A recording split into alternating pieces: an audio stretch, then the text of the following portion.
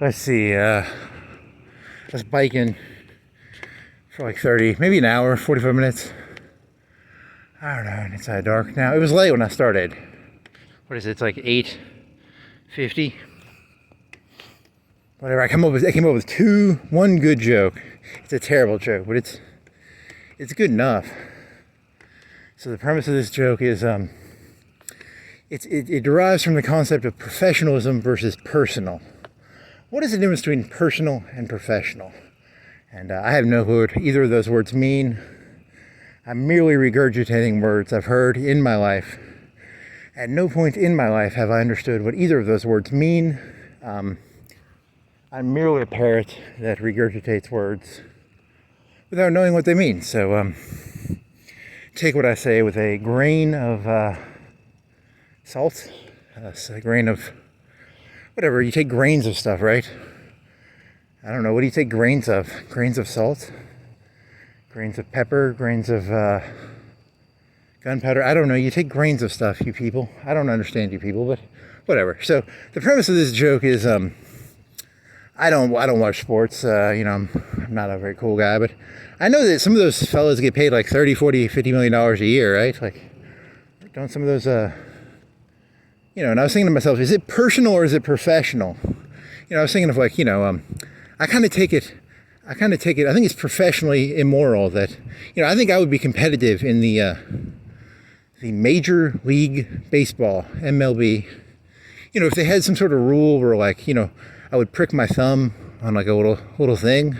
So like a team would own me, like the New York Yankees would buy me, pay me $50 million a year.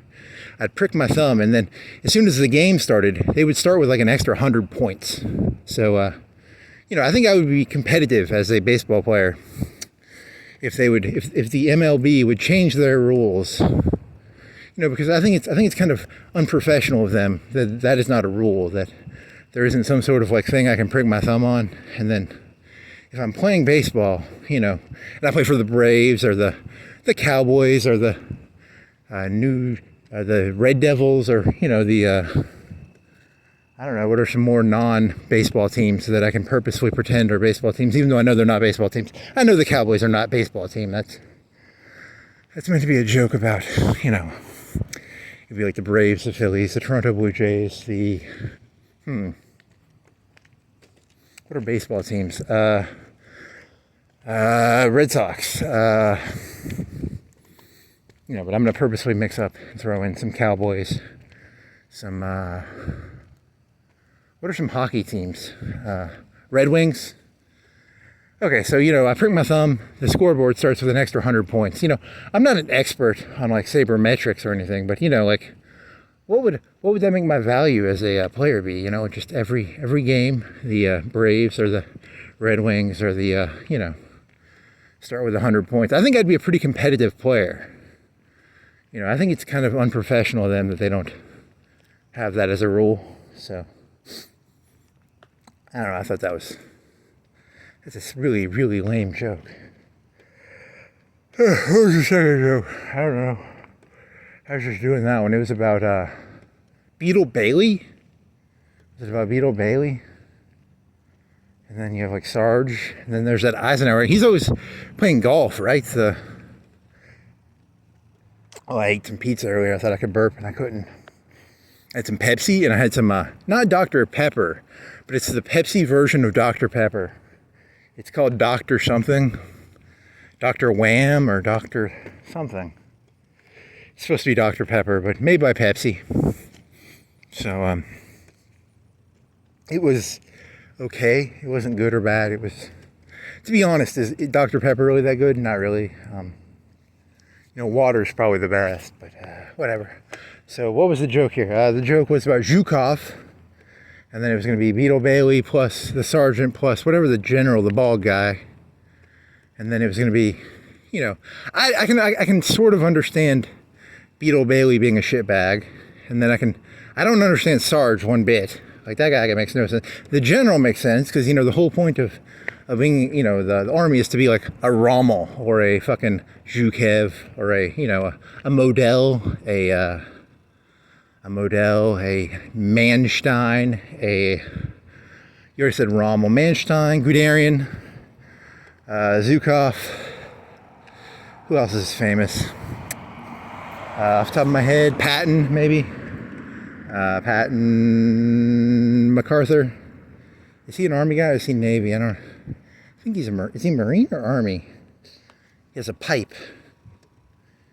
Oh well. So the whole point is, like Beetle Bailey. I mean, like no one's gonna remember Beetle Bailey. You have like Eisenhower sitting in Britain on D-Day. I don't know, D-Day. What was like 1 million people, 500,000 people. He's sitting at a desk. Get off this LTV, and there's. I remember hearing the story about a guy. There's like some German fella. And he had an MG. It was either a 34 or 41 or 43. I don't know their general purpose machine gun, whatever it's called. It's basically a 240, but whatever. Machine guns haven't changed that much. It's an M60. They're all the same. They don't change that much. The 50 cal from World War I is like 90% the same 50 cal they're using today. It's small arms don't actually matter that much. That's what they. So no one's going to tell you that, but I'll tell you right now, small arms have not changed. A Garand and an M16 are not, well, Garand is a bigger bullet, but whatever. So what was the point of this? The point of this was some stupid German was sitting there for like 30 minutes or an hour. He was just changing barrels, going through belts. So, it could be an M60, it could be a 240, it could be a 34, MG34, it could be a MG. Is it 41 or 43? I don't remember what number. They changed it at some point, right? I think they simplified it the point is, and then I was doing some Uranus joke, right? It was a Zhukov Uranus joke. Because I don't know, did Zhukov do Uranus? Or did he not do Uranus? I don't remember.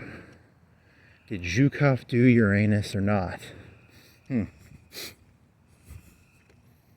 Very funny.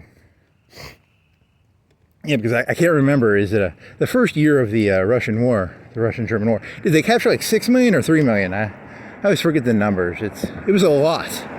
The whole fantasy of World War II is to get an encirclement. It's called a cauldron. It's if you watch the MMA, if you watch those MMAs, it's very similar to like a Kimura maybe, or to use a human analogy. You get to break someone's. I don't know, whatever a Kimura breaks. What does a Kimura break? I don't know. I think I Googled that one time. Like, I was going to call it a Kunta Kinte, but it's called a Kimura, right? It's like a cauldron. A human cauldron. Oh, well. It's not that funny. Well. They can't all be winners. Hello, moon. It's only 9 o'clock. Whatever. He was doing that GTA hooker joke. Technically, should GTA be keeping up with how many hookers you kill? I would like my GTA games to report to the police how many hookers you've been killing. Holy 4, there was this one time I kept doing encirclements over and over. I swear to God, like that war must have had like 30, 40 million dead in it. Kind of should that game report that to the police? Maybe. I don't know. Don't ask me. They're not real people, by the way. The Hoi 4 numbers, right? And those GTA hookers, they aren't real people either.